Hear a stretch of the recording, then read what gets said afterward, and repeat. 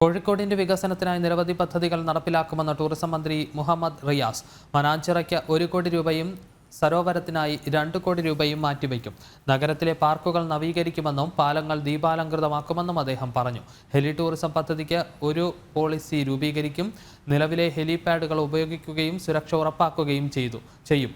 വിവിധ ഹെലികോപ്റ്റർ ഓപ്പറേറ്റർമാരുടെ സഹകരണത്തോടെയാണ് പദ്ധതി നടപ്പിലാക്കുകയെന്നും മുഹമ്മദ് റിയാസ് കോഴിക്കോട് പറഞ്ഞു. സരോവരം മികവുറ്റ നിലയിൽ മാറ്റി തീർക്കാനാണ് ഉദ്ദേശിക്കുന്നത്. സരോവരത്തിൽ ഇതിൻ്റെ ഭാഗമായി 2 കോടി രൂപ ടൂറിസം വകുപ്പ് അനുവദിച്ചിരിക്കുകയാണ്. കോഴിക്കോട് നിരവധി പാർക്കുകളുണ്ട്. ആ പാർക്കുകൾ പലതും ഉപയോഗിക്കാൻ പറ്റാത്ത ചില സ്ഥിതിഗതികളുണ്ട്.